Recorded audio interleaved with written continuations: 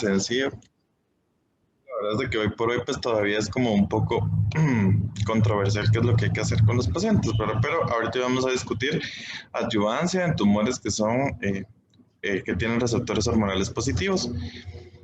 Entonces, ¿qué debería hacer o qué estudios iniciales necesitamos para poder estudiar correctamente a un paciente con cáncer de mama para saber si tiene estadio temprano o no? ¿Verdad? Esto es sumamente importante porque ahí vamos a partir de que hasta el 5 o el 15% de los pacientes se pueden presentar con tumores contralaterales a la mama de origen, por lo tanto, hacer un estudio de imagen de la lesión contralateral y poder estadificar en este caso si el paciente tiene enfermedad contralateral es algo de suma importancia, a la vez que también nos va a servir para identificar en el avance del tiempo si este tumor que inicialmente se está presentando como una lesión es unilateral y si posteriormente desarrolla enfermedad en la mama contralateral. Los receptores hormonales y el receptor del HER2, tomografías de estadiaje de tórax para iniciar, ¿verdad? Pues si el paciente tendría algún otro síntoma, refiere a la guía siempre y cuando el paciente tenga un tumor que sea menor de T3 y que no tenga enfermedad ganglionar. Probablemente la tomografía de tórax pueda ser una opción y de lo contrario, si el paciente presenta algún síntoma, tratar de buscarlo como por ejemplo dolor óseo, convulsiones, cefalea, elevación de fosfatasa alcalina, alteración de las transaminasas, pues probablemente eso nos pueda guiar a qué otros estudios debemos de tener, siempre y cuando el paciente no tenga una etapa clínica 3. A partir de la etapa clínica 3 es mandatorio que tanto las tomografías de tórax y abdomen como el escan óseo es mandatorio para las pacientes para poder hacer un correcto estadiaje por la alta incidencia de lesiones óseas asintomáticas en los pacientes que ya tienen una etapa clínica 3. Y entonces, ¿qué pacientes deberían de ser los candidatos a neoadyuvancia?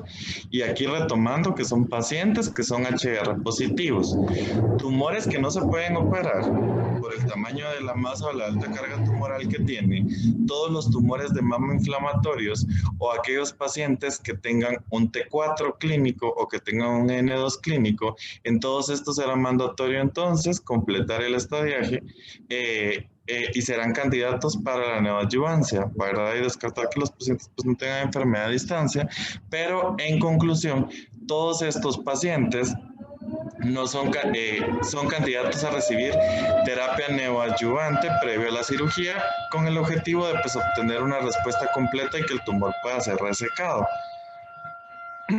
Entonces, a quienes sí les vamos a dar quimioterapia y a quienes no les vamos a dar quimioterapia en el contexto adyuvante. Y esto es algo que se vuelve sumamente interesante porque, por ejemplo, no sé si alguien quiere discutir, por ejemplo, alguien quiere aportar algo, por ejemplo, ahorita antes de que revisemos pues la evidencia.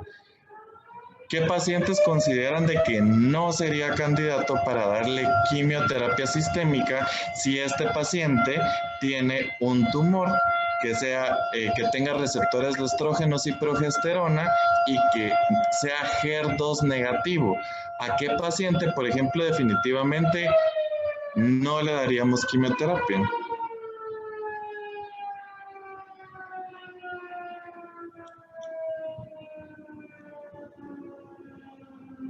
Por ejemplo, a los pacientes de estadios clínicos 1 y 2, ¿verdad? Que sabemos que luego de la cirugía, pues ya el beneficio es contundente en cuanto al uso de la hormonoterapia únicamente. No habría necesidad de someterlo a una toxicidad innecesaria. Tumores muy pequeños, abajo de 2 centímetros, que pueden ser operables de primera intención y que no tienen ganglios o que tienen un ganglio, pudiera ser uno. Bueno, fíjense que esto es un momento interesante porque hasta hace mucho tiempo eso es lo que se ha pensado, ¿verdad? Pero hoy por hoy, el único tumor HR positivo, como vamos a ver más adelante, que no es candidato a recibir quimioterapia son los tumores que sean menores de 0.5 centímetros cuando es el único dato que se toma en cuenta. ¿ok? Entonces, para empezar, cualquier paciente que tenga un tumor que sea menor de 0.5 centímetros, ese definitivamente nunca va a recibir adyuvancia, ¿sí? De lo contrario, por ejemplo, con el advenimiento del genotipaje de los tumores y en este momento, por ejemplo, poder estadiar a un paciente y ver qué tanto riesgo tiene la recurrencia, hay varios ensayos de genotipaje que tratan de demostrar cuál es el riesgo de la recurrencia, porque como vamos a ver más adelante, entre los principios para poder elegir cuál debería ser la terapia adyuvante ideal en un paciente, vamos a ver este estudio que se llama NSABP, que es un estudio viejito ya del JCO, en el que se dieron cuenta que lo primero era que en un ensayo de 21 genes, o sea que estamos hablando del Oncotype DX, en pacientes que se habían sometido en algún momento a hormonoterapia y habían recibido quimioterapia, todos los pacientes que tenían un punteo de riesgo, ¿verdad? O sea, este Oncotype DX pues está conformado por 11 marcadores, ¿verdad? Y en conjunto, dependiendo de los tipos de mutaciones que tengan, pues les va a dar un riesgo de recurrencia, ¿verdad? Entonces este riesgo, para empezar, todos los pacientes que tuvieran un riesgo mayor del 31% y que son catalogados como alto riesgo de recurrencia, todos estos pacientes se beneficiaban enormemente de recibir tamoxifeno, que es la línea morada punteada que vemos en comparación a la línea continua morada, a diferencia de, por ejemplo, los otros que miran que hay cierta similitud. Y en este grupo específicamente fue donde el tamoxifeno, quiero decir, o la terapia hormonal, la terapia endocrina asociada a quimioterapia, mostró ser de alto beneficio. Por lo tanto, uno de los principios importantes para iniciar sería que todos los pacientes que tengan tumores menores de 0.5 centímetros serían los que no serían candidatos y posteriormente, por ejemplo, los pacientes que en algún momento tengan la opción de llevarse a un genotipaje y que tengan un alto riesgo, probablemente estos sí sean candidatos de recibir quimioterapia sistémica si el tumor sobrepasa los 0.5 centímetros. El otro estudio es TAYLOR-X y TAYLOR-X trataba de sesgar al grupo con el mismo Oncotype DX en el subgrupo específico en el cual el riesgo se catalogaba como intermedio, o sea, de 11 a 25. Y en este subgrupo se demostró que a los 9 años tampoco había diferencia en la recurrencia, por lo tanto, las pacientes que son posmenopáusicas, que tienen un riesgo intermedio entre 11 y 25, basándonos en el TAYLOR-X, también podrían ser candidatas en este caso a requerir terapia únicamente endocrina, recordando algunos principios importantes, y es que estos estudios fueron hechos en pacientes sin enfermedad nodal positiva y en tumores mayores de 0.5 centímetros, ¿sí? O sea, todos estos son N0, ¿verdad?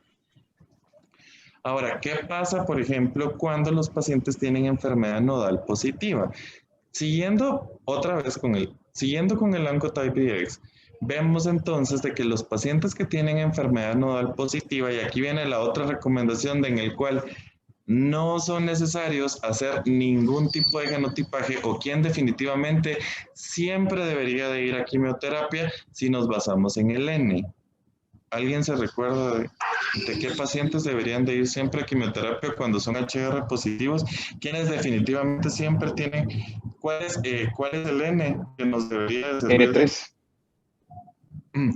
De hecho es el N2 para cualquier paciente. N2, perdón. Paciente que tenga más de 4 ganglios positivos, en ellos siempre va a ser mandatorio utilizar la quimioterapia, ¿verdad? En los menores de 4 ganglios, o sea, desde 1 hasta 3 ganglios, el Oncotype DX en riesgo bajo e intermedio en estos pacientes, en este estudio demostró que no había diferencia entre dar terapia endocrina o dar quimioterapia. Pero en los pacientes que tenían un puntaje alto, mayor de 31, probablemente estos pacientes sí son candidatos a recibir quimioterapia sistémica y son los que se van a beneficiar.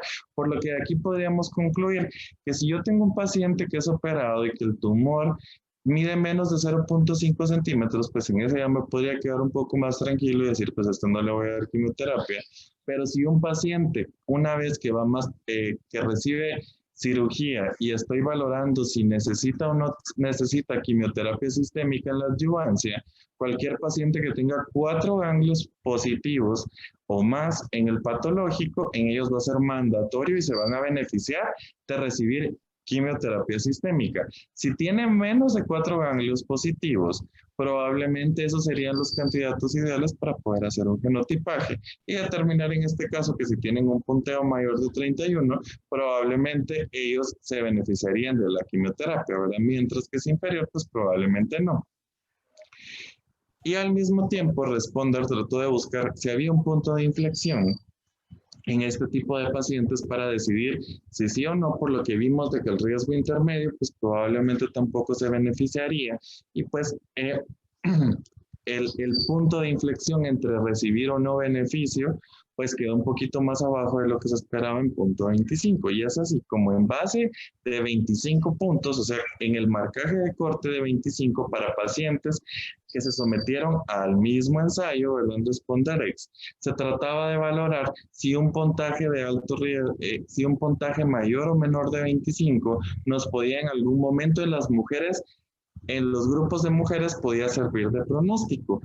Y interesantemente pasó algo. En los pacientes que eran de riesgo intermedio, que tenían menos de 31 puntos, de 32 puntos, que vimos que era el corte, los pacientes igual que tenían riesgo intermedio no se beneficiaban de recibir quimioterapia.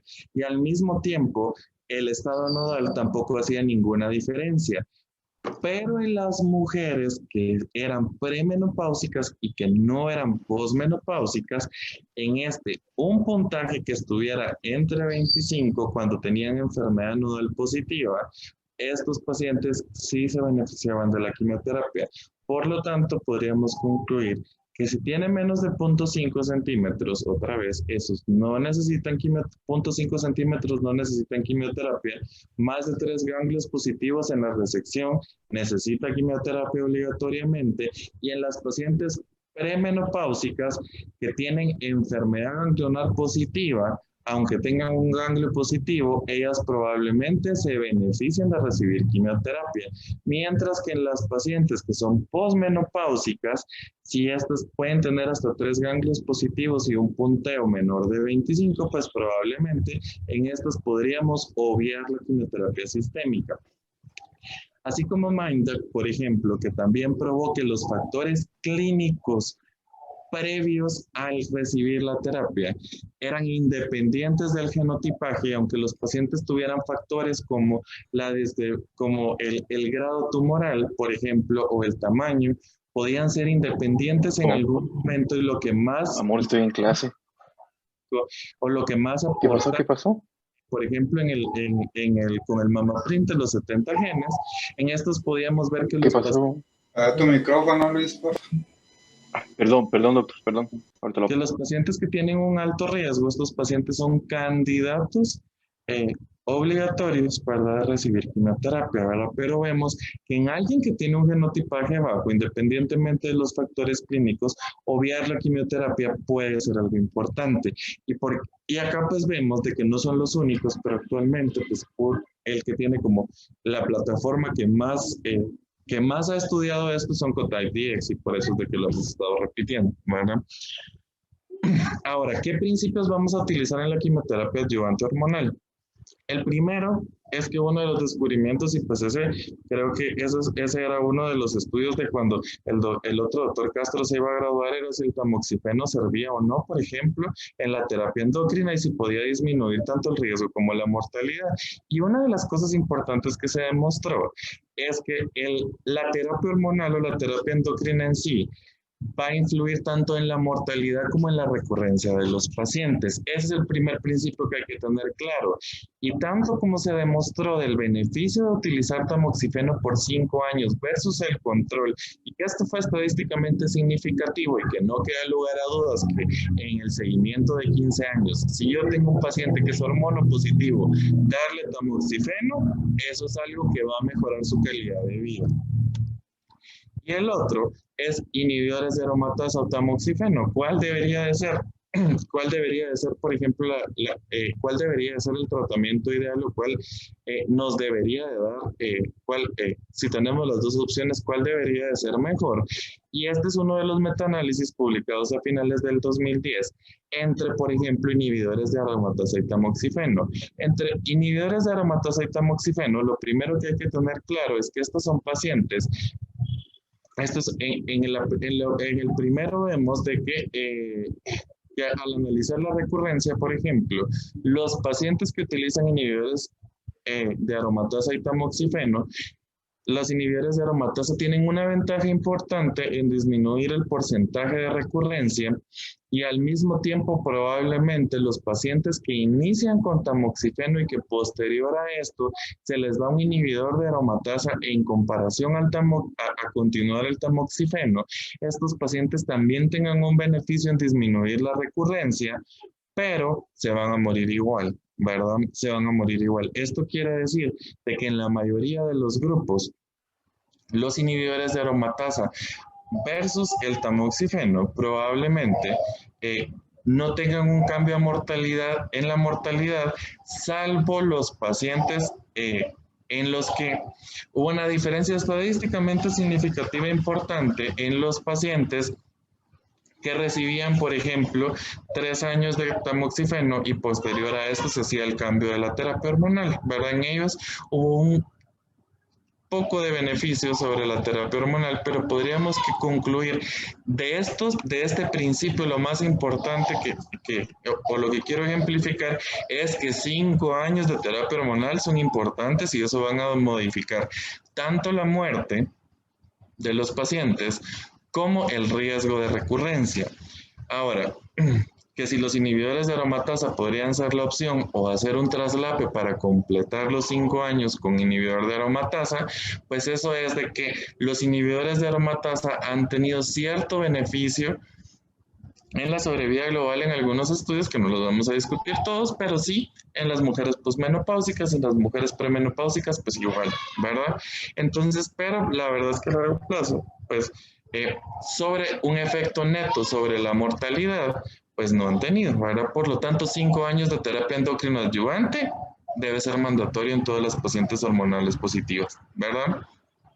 Y esta es la cohorte del texto en los que se trataba de probar que si la supresión ovárica, por ejemplo, en algún momento en las mujeres premenopáusicas debería de ser agregado a la terapia hormonal, ¿verdad? Ya fuera con ablación o fuera con medicamento, para ver si esto tenía algún beneficio. Y en el 2008 pues se publicó el avance, ¿verdad? Y al final estos pues eran inhibidores de aromatasa. Igual se formaron las cohortes para analizar inhibidores de aromatasa, tamoxifeno en combinación con supresión ovárica, ¿verdad? Son las cohortes del SOFT. Y algunas cosas importantes son las siguientes. Probablemente no queda... sabemos de que hay que completar la terapia adyuvante, ¿verdad? Que como hablábamos que probablemente la terapia hormonal tenga que ser por 5 años. Si bien es cierto que exemestano fue superior a tamoxifeno solo, y que esto fue cierto en la mayoría de grupos, vemos que, por ejemplo, y por eso les decía que esto es un poco variable por el costo y pues los efectos adversos que en algún momento pueden tener los pacientes derivada de la terapia de supresión ovárica, vemos algunas cosas importantes de esta cohorte. Y lo primero es de que, por ejemplo, todos los subgrupos se beneficiaron de exemestano al compararlo con tamoxifeno. Pero al comparar tamoxifeno versus tamoxifeno, ¿verdad? O sea, tamoxifeno solo, vemos que, por ejemplo, ser HER2 negativo o haber o no recibido quimioterapia, probablemente la supresión ovárica versus dar tamoxifeno solo, probablemente pues no influya directamente en la sobrevida libre de enfermedad, ¿verdad? Y si bien vemos que, por ejemplo, en las gráficas comparativas entre los 3 brazos, vemos que si bien es cierto, tanto tamoxifeno como exemestano tienen porcentajes similares y que no hay diferencia estadísticamente significativa en comparación de la ablación ovárica, de la supresión ovárica en combinación con tamoxifeno, por eso es de que también se acepta que tamoxifeno solo por ejemplo, tamoxifeno solo puede ser una opción en las mujeres premenopáusicas y al mismo tiempo, por ejemplo, la supresión ovárica con exemestano, pues también es una opción, ¿verdad? Que si vemos los porcentajes, por ejemplo, si yo tengo una paciente que probablemente recibió quimioterapia por el estadio, tuvo que recibir quimioterapia en algún momento, la paciente al mismo tiempo, por ejemplo, era HER2 negativo y la opción es la terapia hormonal, vemos que, por ejemplo, exemestano le aporta casi un 10% de diferencia y por eso es de que vemos que el intervalo es positivo, por lo tanto, probablemente en una paciente que sea HER2 negativo, probablemente el exemestano pueda ser una opción viable. ¿Qué mensaje quiero dejar de esto? De que el exemestano, pues también puede ser uno, tanto el tamoxifeno como el tamoxifeno con supresión ovárica pueden ser similares los efectos a utilizar un inhibidor de aromatasa en las pacientes que son premenopáusicas, ¿verdad? Y en el caso, por ejemplo, de la comparación pura entre utilizar solo tamoxifeno o exemestano en las pacientes con premenopáusicas, pues vemos que en ellas no hubo un impacto sobre la sobrevida global, pero sí en la recurrencia, ¿verdad? Entonces, si se quiere usar, por ejemplo, un inhibidor de aromatasa, pues también se puede utilizar en las mujeres que sean premenopáusicas, pero probablemente esto no tenga ningún beneficio sobre las pacientes sobre utilizar tamoxifeno, ¿verdad? En el caso de las mujeres premenopáusicas. Y vemos que también en los puntos importantes, por ejemplo, o en los que pues se podría incluir o en los que se podría valorar, por ejemplo, es que si algún paciente, por ejemplo, es de alto riesgo porque tuvo que recibir quimioterapia, pero pues probablemente ellos podrían ser candidatos a utilizar el inhibidor de aromatasa sabiendo que esto no va a influir en la mortalidad.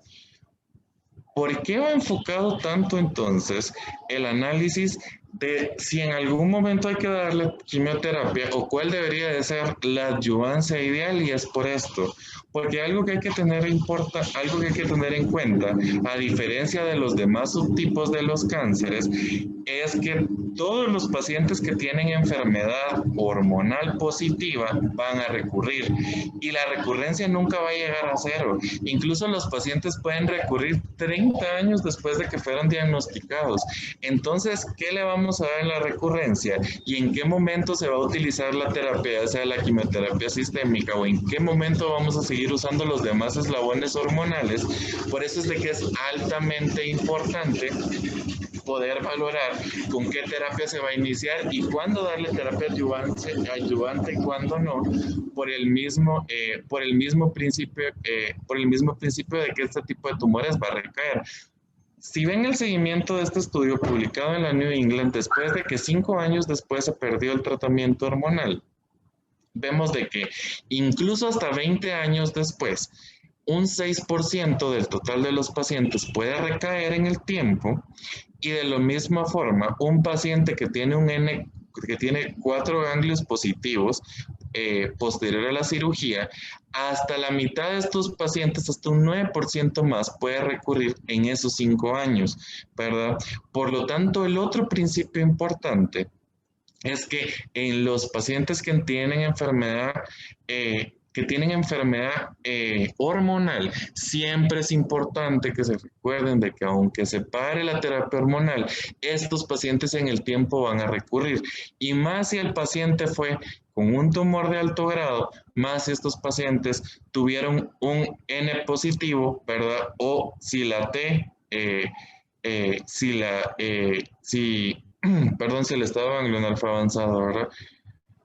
Y vemos que esto se respeta, por ejemplo, en todos los subgrupos, ¿verdad? Aún, por ejemplo, si yo tengo un paciente que después de que concluí los 5 años de terapia hormonal, que no tenía ningún ganglio positivo, a este paciente el 6% van a recurrir a los 5 años, pero hasta un 22% van a ser el total de los pacientes que van a recurrir después de 22 años. Si vemos en esos 15 años restantes de seguimiento después de que se suspendió la terapia, va a casi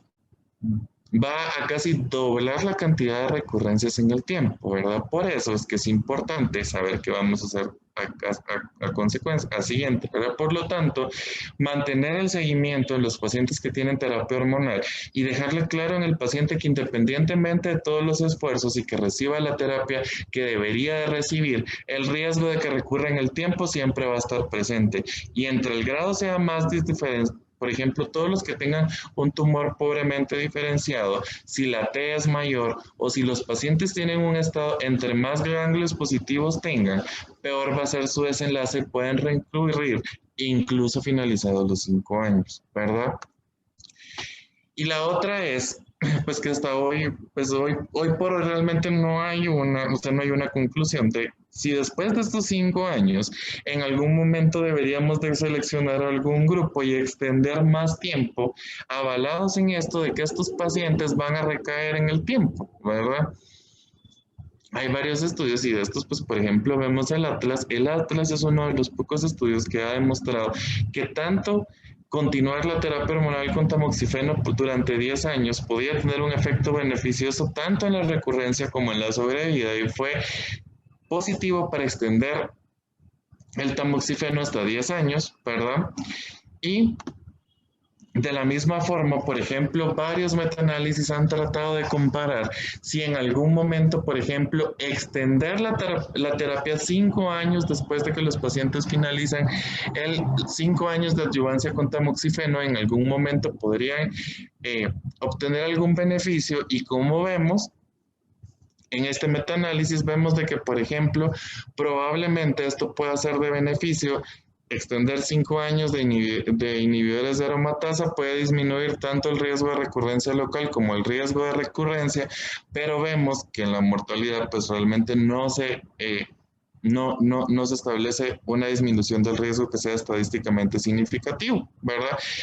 Y 5 años de inhibidor de aromatasa más 5 años de inhibidor de aromatasa, la P es menos, ¿verdad? La P es menos, por lo tanto sí podemos disminuir la recurrencia, pero realmente no ha habido un cambio significativo entre brindar 10 años de inhibidor de aromatasa sobre la mortalidad.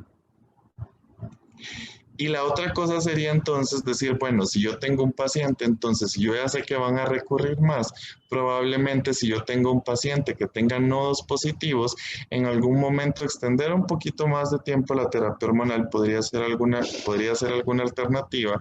Y vemos de que por lo menos para el metaanálisis, pacientes con Ns positivos, extender la terapia hormonal arriba de 5 años demostró que era estadísticamente significativo para disminuir la recurrencia, pero el problema es de que no lo han demostrado la mortalidad, ¿verdad? Y vemos pues de que extenderlo, pero pues no va a hacer ningún cambio en la mortalidad, ¿verdad? Pero sí, por ejemplo, incrementa el riesgo extender esos 5 años de que es estadísticamente significativo de efectos adversos como las fracturas de hueso. Por lo tanto, probablemente hacer el traslape y si el paciente recibió, por ejemplo, si los pacientes reciben tamoxifeno, pues podríamos decir de que extender el tamoxifeno puede disminuir el riesgo de recurrencia en 1/3 de los pacientes que van a recurrir. Y los inhibidores de aromatasa, si los pacientes ya recibieron un inhibidor de aromatasa, continuar 5 años más, un 20% aproximado de reducción de riesgo, pero esto a expensas de que los pacientes tengan más efectos adversos y que los pacientes van a tener la mortalidad igual, ¿verdad? Solé es un estudio que fue publicado en el Lancet en el 2017 en el cual se trataba de utilizar si se va a extender la terapia hormonal y por lo tanto buscar cierto beneficio de que los pacientes no reciban la terapia hormonal durante todo el tiempo. Pues Solé trataba de comparar que si yo le daba tratamiento intermitente a un paciente en los 5 años restantes, o sea, darle 9 meses y que los pacientes descansaran 3 meses durante 4 años y finalmente el último año darle letrozol continuo para en disminuir 1 año de exposición al letrozol, podía ser benéfico en comparación a darle terapia continua. Y la verdad es que Solé pues demostró que no había diferencia estadísticamente ni en la mortalidad ni en la sobrevida, a excepción, por ejemplo, de los pacientes pues por el subgrupo que era más pequeño, que ya la mayoría eran pacientes que venían de tamoxifeno, ¿verdad? Pero en conclusión, por ejemplo, esta podría ser una opción para los pacientes en los que sospechemos que tienen enfermedad nodal positiva, por ejemplo un N4, y que probablemente en estos pacientes decidamos extender la terapia hormonal y que no queremos causarle pues mucha morbilidad derivada de la terapia, probablemente utilizar letrozol intermitente sea una opción. Antes de esto, por ejemplo, ya no los incluí todos, pero solo porque definitivamente fulvestrant neoadyuvante, algunas terapias secuenciales como algunos estudios primarios de utilizar los inhibidores de SECA en terapia neoadyuvante hoy por hoy pues no han demostrado o en la adyuvancia que hagan una diferencia estadísticamente significativa y por lo tanto seguimos con los inhibidores de aromatasa y tamoxifeno, ¿verdad? Y entonces, hasta ahorita llevamos de que 5 años de terapia hormonal van a cambiar la vida de la gente. Que estos tumores van a recurrir incluso hasta 20 años, incluso el porcentaje de recurrencia en los 15 años posteriores a los primeros 5 años de vigilancia sin terapia hormonal, incluso las recurrencias pueden ser mayores que en los 5 años previos. Y la otra es de que hoy por hoy no hay una respuesta clara de hasta cuánto deberíamos de extender la terapia hormonal, ¿verdad?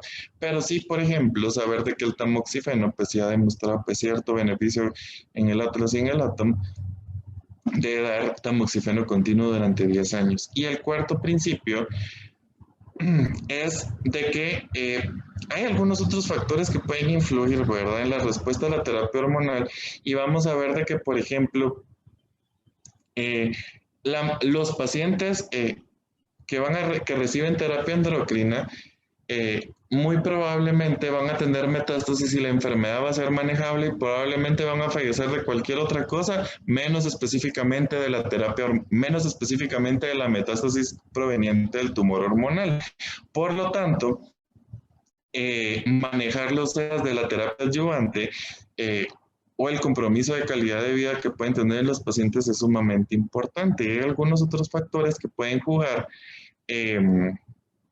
Por ejemplo, que pueden jugar en que los pacientes no tengan un buen desenlace o no tengan o que puedan influir en extender la terapia. Y vemos aquí algunos ejemplos, por ejemplo, de cuando los pacientes reciben terapia extendida versus no terapia extendida y vemos que pues, realmente pues eventos cardiovasculares muy poco, aumento de fracturas, eso sí va a ser, eso sí, pues lo han presentado, ¿verdad? Que los pacientes abandonen la terapia después de los 5 años también es estadísticamente significativo, no hay diferencia entre segundos primarios y no hay diferencia tampoco en la mortalidad.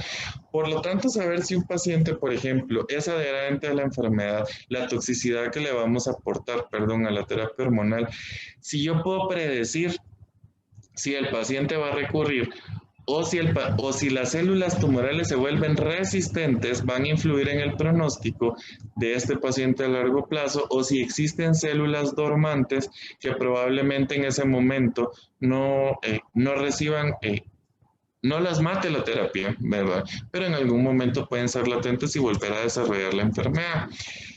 ¿Por qué hablamos de esto? Porque si vemos, por ejemplo, en esta gráfica que vemos el compliance de tratamiento del medicamento después de que los pacientes ya recibieron terapia hormonal, pues obviamente que estos se adhieran a la terapia conforme va pasando el tiempo. Este es menor, ¿verdad? Y algo importante, por ejemplo, es que existen varios multianálisis que han tratado de responder a esta pregunta, de que si en algún momento, por ejemplo, así como los marcadores así como los genotipajes nos pueden ayudar a predecir quién se puede beneficiar de la quimioterapia, si en algún momento también se pueden predecir qué pacientes se pueden beneficiar de extender la terapia endocrina. Derivado de esto, perdón, no sé qué pasó. ¿Sí ven mi pantalla? No.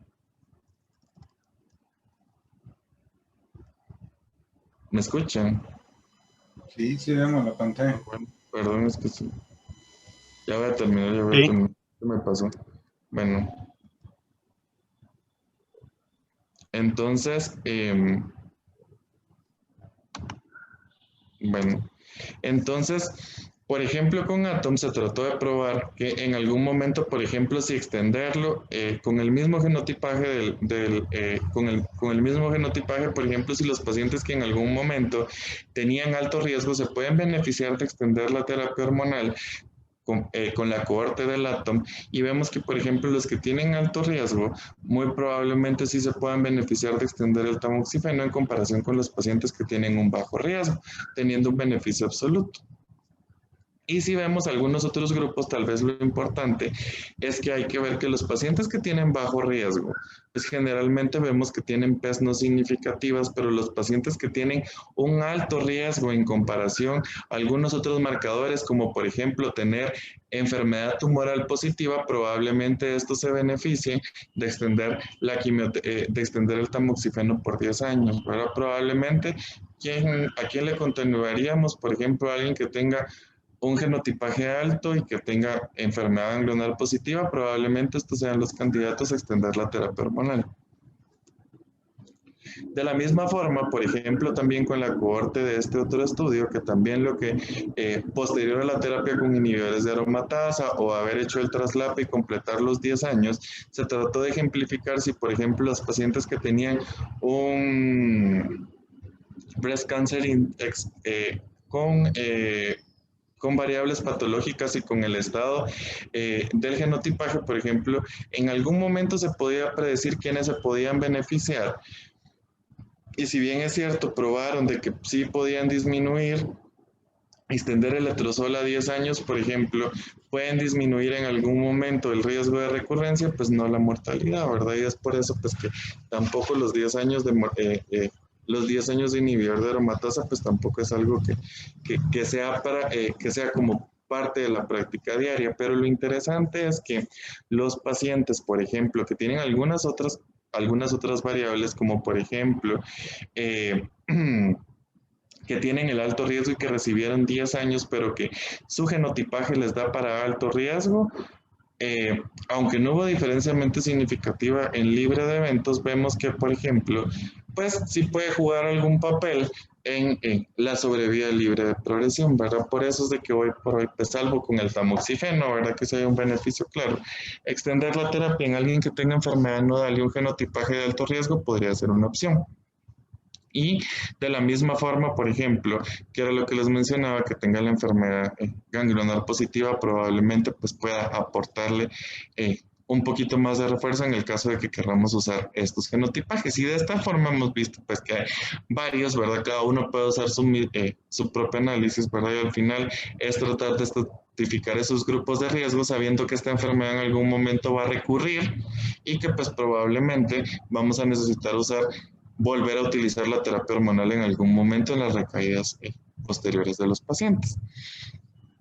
Ahora, ¿qué otras herramientas tenemos? Aunque hoy por hoy no se han probado, por lo mismo que les hablaba de la dormancia celular o la resistencia propia a la terapia endocrina, también se puede creer que ya que tenemos el genotipaje y que sabemos cuándo son de bajo o alto riesgo, saber si hay ADN circulante tumoral en pacientes bajo terapia, por ejemplo, probablemente nos pueda aportar información y saber si los pacientes, o sea, una biopsia líquida, ¿verdad? Y si la biopsia líquida está positiva, los pacientes que tienen una biopsia líquida positiva tienen un alto riesgo de recaer y tiene un buen valor predictivo para utilizarse.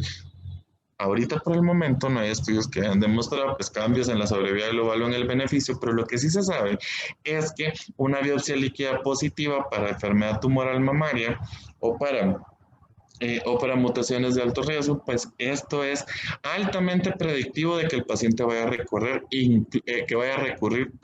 incluso en el primer año después de la cirugía.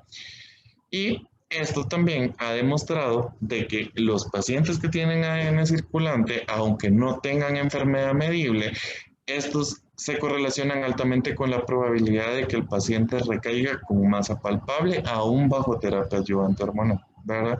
Y pues esto pues todavía falta desarrollarlo. Entonces, de todo lo que hemos revisado, pues ya no, solo vamos a considerar algunos puntos importantes y ya lo que les decía, tumores menos de 0.5 centímetros, no quimioterapia. En los tumores mayores de 5 centímetros, probablemente valorar el riesgo, dependiendo si es posmenopáusica o premenopáusica y decidir si vamos a dar terapia endocrina con quimioterapia, pues definitivamente tiene más de 4 ganglios positivos, pues esa definitivamente va a quimioterapia.